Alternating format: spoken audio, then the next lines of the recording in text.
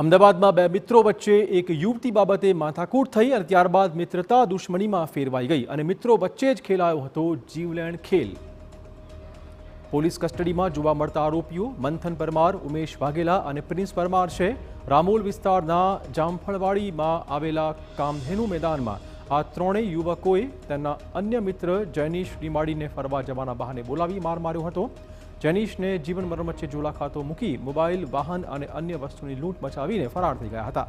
જૈનીશે આરોપી મંથનની પૂર્વ પ્રેમિકાને ઇન્સ્ટાગ્રામમાં રિક્વેસ્ટ મોકલ્યાનો ખાર રાખીને મંથને ઉમેશ અને પ્રિન્સ સાથે મળીને જૈનીશને માર માર્યો હતો। एक युवती है कि जे आ लोकोना संपर्कમાં હતી।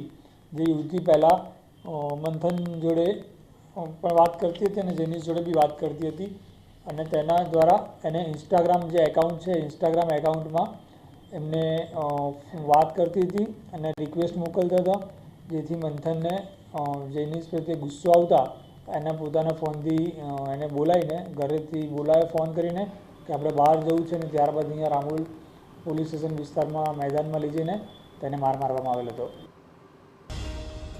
અગાઉ પણ જૈનીશ અને મંથન વચ્ચે કાંકરિયા એકા ક્લબ નજીક મારામારી પણ થઈ હતી। 8મી જાન્યુઆરીએ જૈનીશને માર મરાયો હતો।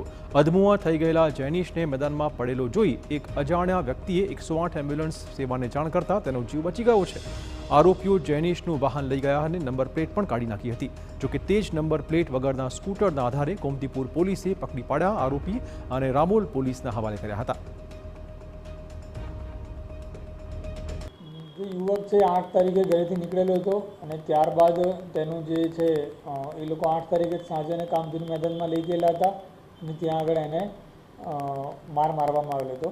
અને 2 દિવસ પછી 108 ત્યાં આગળ કોઈ એને જોયેલો છે અવાવરૂ જગ્યાથી, એટલે કોઈને ધ્યાનમાં આવેલ નહીં હોય અને એના 2 દિવસ પછી એ કોઈના નોટિસમાં આવેલો હતો અને 108માં બોલાવીને એને હોસ્પિટલ એડમિટ કરવામાં આવેલો હતો।